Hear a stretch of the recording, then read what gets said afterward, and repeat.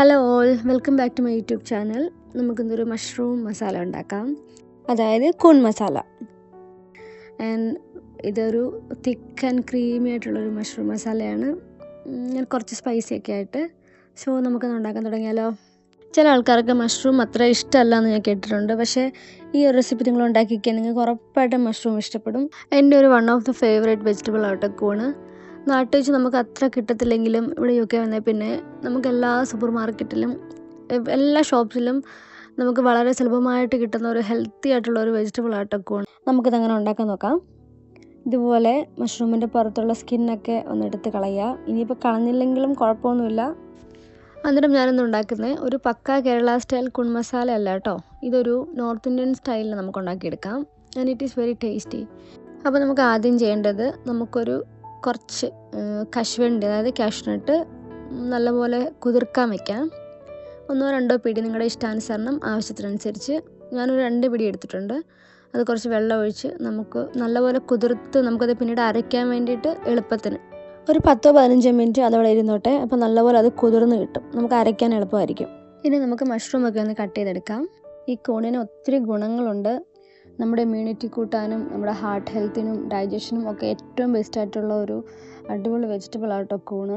പിന്നെ നല്ല രീതിയിൽ പ്രോട്ടീൻ ഉണ്ട്, ആൻറ്റി ഓക്സിഡൻസ് അടങ്ങിയിട്ടുണ്ട്, കൊളസ്ട്രോൾ കുറയ്ക്കും. അങ്ങനെ ഒരുപാട് ഗുണങ്ങളുള്ള ഒരു മാജിക് വെജിറ്റബിളാണ് കൂണ്.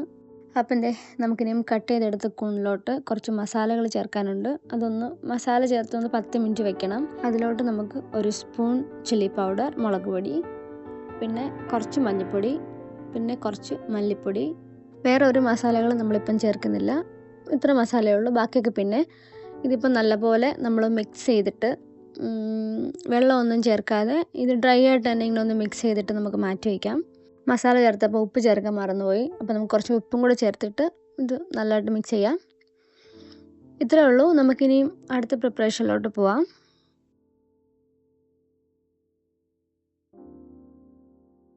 ഇനി നമുക്ക് നല്ലൊരു പഴുത്ത തക്കാളി, ഞാൻ ഒരെണ്ണം എടുക്കുന്നുള്ളൂ കാരണം കൂൺ കുറച്ചല്ലേ ഉണ്ടായിരുന്നുള്ളൂ. അപ്പോൾ ഒരു നല്ല പഴുത്ത തക്കാളി കട്ട് ചെയ്തെടുക്കാം.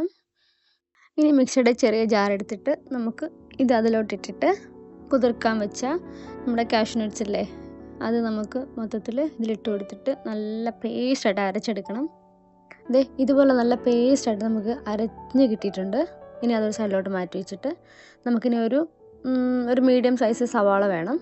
അതൊന്ന് നല്ലപോലെ ചെറുതായിട്ട് അരിഞ്ഞെടുക്കണം. ഇതിപ്പം കുറച്ച് കൂണേ എൻ്റെ കയ്യിലുള്ളൂ. സോ നിങ്ങൾക്ക് കുറച്ച് കൂടുതൽ ക്വാണ്ടിറ്റിയിൽ ഉണ്ടാക്കണമെങ്കിൽ നമ്മളിപ്പോൾ എടുത്തതിൻ്റെ എല്ലാം ഡബിളായിട്ട് എടുക്കണം. അപ്പം നല്ലപോലെ ഗ്രേവിയൊക്കെ കിട്ടും. ഇനി നമുക്ക് വേണ്ട ഗാർലിക്ക് ചെറുതായിട്ടൊന്ന് ചോപ്പ് ചെയ്തെടുക്കാം. ഗാർലിക്ക് മസ്റ്റാട്ടോ. ഗാർലിക്ക് നമുക്ക് ഏറ്റവും വേണ്ട സാധനമാണ്. ഇനി അതിന് കൂട്ടത്തിൽ നമുക്ക് 2 പച്ചമുളക്, അത്രയേ ഉള്ളൂ. ഇനി നമുക്ക് നല്ലൊരു കടായി വെച്ച് കൊടുക്കാം. അത് നല്ലപോലെ ചൂടാകുമ്പം കുറച്ച് വെജിറ്റബിൾ ഓയിൽ, പിന്നെ 1 സ്പൂൺ ബട്ടർ, അതും കൂടി ഇട്ടിട്ട് നമുക്കിതൊന്ന് ചൂടായതിന് ശേഷം അതിലോട്ട് നമ്മൾ ഈ മസാല പുരട്ടി വെച്ച കൂണില്ലേ അതിട്ട് കൊടുത്തിട്ട് ഇത് കുറച്ച് നേരം ഒന്ന് സോട്ട് ചെയ്തെടുക്കണം.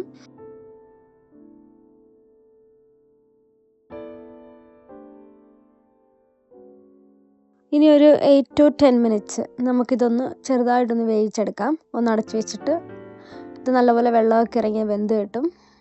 ഇതുപോലെ. അപ്പോൾ ഇത്ര മതി. ശരിക്കും കൂണ് ഒത്തിരി വേവിച്ച് കഴിഞ്ഞാൽ അതിൻ്റെ ടേസ്റ്റ് മൊത്തം പോവും. അതുകൊണ്ട് നമുക്ക് ഇപ്പം ഇത്ര മതി. ഇനി നമുക്കൊരു പാൻ വെച്ച് കൊടുക്കാം. അതിലോട്ട് കുറച്ച് വെജിറ്റബിൾ ഓയിൽ ഒഴിക്കാം. ഒന്ന് ചൂടായി വരുമ്പോഴത്തേനും അതിനകത്തോട്ട് നമുക്ക് ജീരകമാണ് മെയിൻ. ജീരകം, ഒരു ചെറിയ പട്ട, 2 ബേ ലീവ്സ്, 2-3 ചുവന്ന മുളക്. ഞാൻ ഏലക്ക ഇടാൻ വിട്ടു പോകുന്നുണ്ട്, പക്ഷേ ഏലക്ക ഞാൻ പിന്നെ ഇട്ട് കൊടുക്കുന്നുണ്ട്. പിന്നെ കുറച്ച് അരിഞ്ഞെടുത്ത ഗാർലിക്, പിന്നെ കുറച്ച് പച്ചമുളക്, അതെല്ലാം കൂടെ ഒന്ന് സോട്ട് ചെയ്തെടുക്കാം. ഈ ഒരു പരുവെത്തുമ്പോഴത്തേനും നമ്മൾ ചെറുതായിട്ട് കട്ട് ചെയ്ത് വെച്ചേക്കുന്ന സവാള ഇതിലോട്ട് ഇട്ട് കൊടുക്കാം. അതിന് നല്ലപോലെ ഒന്ന് സ്റ്റെയർ ചെയ്ത് ചെറുതായിട്ടൊന്ന് വഴന്ന് വരുമ്പോഴത്തേനും നമുക്ക് ജിഞ്ചർ പേസ്റ്റ്, ഞാൻ ജിഞ്ചർ നേരത്തെ ചേർത്തില്ലായിരുന്നു, സോ ജിഞ്ചർ പേസ്റ്റ് ഇട്ട് കൊടുക്കാം.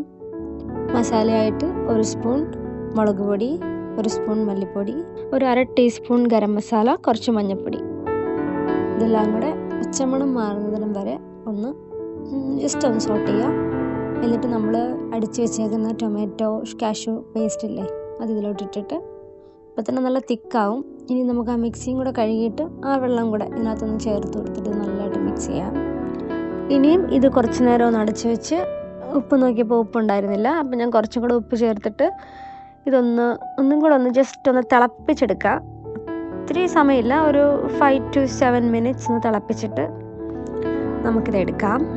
കുറച്ച് കഴിയുമ്പം ഇതുപോലെ എണ്ണ നല്ലപോലെ തെളിഞ്ഞ് വരും. അതാണ് അതിൻ്റെ ഒരു കറക്റ്റ് പരുവം.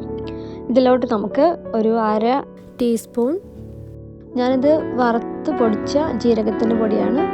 ഇനിയിപ്പം പച്ചയാണെങ്കിലും കുഴപ്പമില്ല, പക്ഷെ ജീരകത്തിൻ്റെ പൊടി ചേർക്കാം. പിന്നെ അതിലോട്ട് കസൂരി മെത്തിയും ജീരകത്തിൻ്റെ ആ ഫ്ലേവറുമാണ് ഇതിൽ കുറച്ചിങ്ങനെ മുന്തി നിൽക്കുന്നത്. ഇനി ഇതിലോട്ട് നമ്മൾ നേരത്തെ വേവിച്ച് വെച്ച ആ കൂണിൻ്റെ മിക്സ്, ആ മസാലയിട്ട് വേവിച്ച് വെച്ച മിക്സ് ഇല്ലേ അതിലോട്ട് ഇട്ട് കൊടുക്കാം. നല്ലപോലെ മിക്സ് ചെയ്യാം. ഇനിയും നമുക്ക് കുറച്ച് ഫ്രഷ് ക്രീം, അത് ഓപ്ഷണലാണ്, നിങ്ങൾക്ക് ഉണ്ടെങ്കിൽ ഇട്ട് കൊടുത്താൽ മതി, അല്ലെങ്കിൽ കുഴപ്പമില്ല. ഒരു 2-3 സ്പൂൺ ഫ്രഷ് ക്രീമും കൂടെ ചേർത്ത് കഴിഞ്ഞാൽ ഇത് റെഡിയായി. ഇനി നമുക്ക് പേരിന് വേണ്ടി ഒരു 1-2 മിനിറ്റ് ഇതൊന്ന് ജസ്റ്റ് ഒന്ന് ചൂടാക്കിയെടുക്കുക, അത്രേ ഉള്ളൂ. ഇതേ നമ്മുടെ നല്ല അടിപൊളിയായിട്ടുള്ള മഷ്റൂം മസാല ഇവിടെ റെഡി ആയിട്ടുണ്ട്. ആ മേത്തി ലീവ്സിൻ്റെ ഒക്കെ ഒരു മണം, നല്ല അടിപൊളി മണമാണ്. എനിക്ക് ഭയങ്കര ഇഷ്ടമാണ് മേത്തി ലീവ്സും ഗാർലിക്കും ഈ ജീരകമുള്ള combination. And it's very delicious. Chapati, appam, ചോറ്, നിങ്ങൾക്ക് എല്ലാത്തിൻ്റെ കൂടെ ഫ്രൈഡ് റൈസ്, അതിനോടൊക്കെ നല്ലൊരു പെയർ ചെയ്യാൻ പറ്റിയൊരു കറിയാണ്. എല്ലാവരും ട്രൈ ചെയ്ത് നോക്കുക. അപ്പോൾ ഇത്രയുള്ളൂ ഇന്നത്തെ വീഡിയോ. ഇനി നിങ്ങൾ ആരെങ്കിലും എൻ്റെ ചാനൽ സബ്സ്ക്രൈബ് ചെയ്താൽ കാണുന്നെങ്കിൽ ഒന്ന് സബ്സ്ക്രൈബ് ചെയ്തേക്കണം. ലൈക്ക് ചെയ്യാനും ഷെയർ ചെയ്യാനും കമൻറ്റ് ചെയ്യാനും മറക്കല്ലേ. Bye. Thank you so much for watching my video. Stay safe. Bye.